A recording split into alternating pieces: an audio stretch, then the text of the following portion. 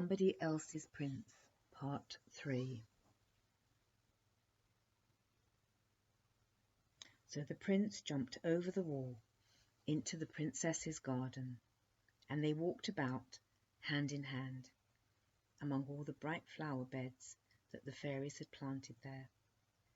They did not play very much, though, for they had so many things to talk about, and they talked and talked and talked without stopping a moment for the rest of the afternoon. For all that, when tea time came and the prince went back into his own garden, he remembered all sorts of things he might have said to the princess if he had only thought of them in time, while Princess Gentianella, in the middle of her second cup of tea, also remembered all the things she might have said to the prince, only she had not said them. That is always the way with princes and princesses who are carefully brought up. After that, Princess Gentianella and Prince Amaryllis played together for a number of days, but they always played in the princess's garden, because it was a much nicer garden to play in. And as for the prince's garden, they seemed to have forgotten that altogether. Then one afternoon, when the princess ran out as usual into the hot sunshine, her prince from over the wall met her with a very disconsolate face. "The year has come to an end," he told her, "and since I cannot make the flowers grow in my garden, I shall have to go and be executed as soon as the witch sends for me." The little princess's lips began to quiver, and her eyes grew large and round and shining. "It's too bad," she declared, "to execute a really nice prince like you." "Do not be distressed," replied Prince Amaryllis in a resigned tone.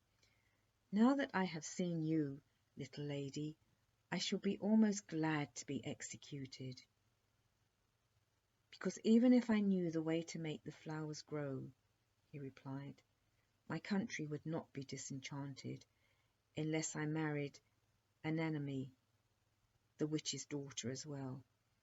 And of course I would sooner be executed than do that." "What?" exclaimed the princess. "You've promised to marry a witch's daughter? Do you mean to say that all this while I've been playing with somebody else's prince?" There was no doubt that Princess Gentianella was extremely angry. The prince could not help thinking that she was being just a little bit unreasonable as well. "You see, it was part of the disenchantment," he explained. "If you had to be invisible all your life, you would promise anything to get disenchanted. Besides," he added, "the princess showed no signs of being appeased. They told me that an enemy, although a witch's daughter, was extremely beautiful." "What difference does that make?" demanded the princess. "You ought to have told me before that you were somebody else's prince.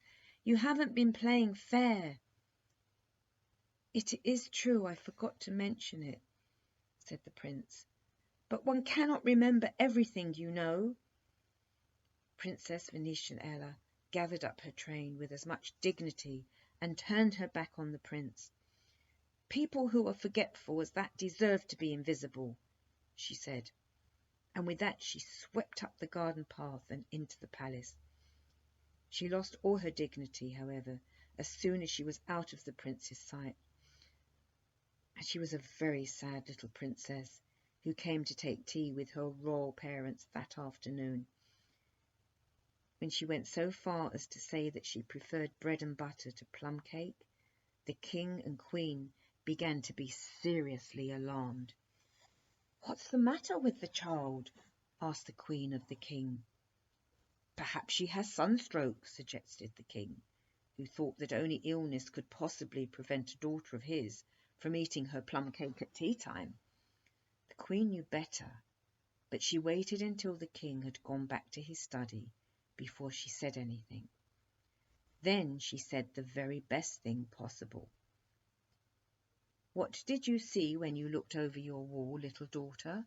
she asked. "There was a prince on the other side," confessed Princess Gentianella. To be sure there was, smiled the Queen. There is always a prince on the other side. But why should that make you unhappy? Is he not a nice prince? He is a real prince, said her little daughter, and I should not be at all unhappy if he had not just told me that he is somebody else's prince. Never mind, said the Queen consolingly. You will soon find another prince in your garden. But not that prince, wept the poor little princess. Well, one prince is much the same as the other, said the Queen. But she did not believe that for one moment. No more did the little princess. Now it was quite true that Prince Amaryllis had not been playing fair, and that his forgetfulness was enough to annoy the little princess.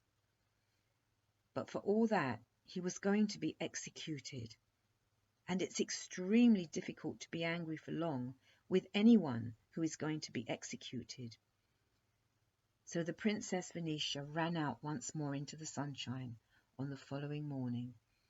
She was fully prepared to make friends with her prince from over the wall. But she was greatly disturbed to find, however, that there was no one to make friends with, and although she called the prince's name several times, not an answer came from the other side of the wall.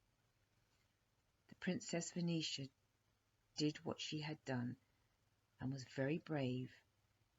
She shut her eyes, and she jumped. She jumped higher than so small a princess had ever jumped before.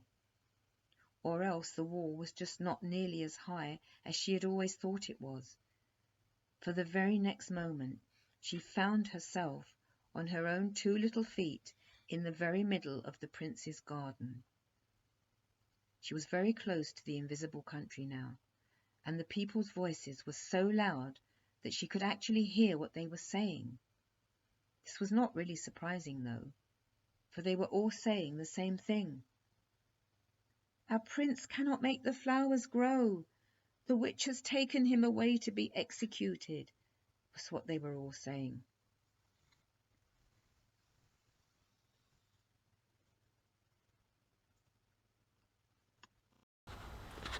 And now it is time for all little children to go to sleep. Good night.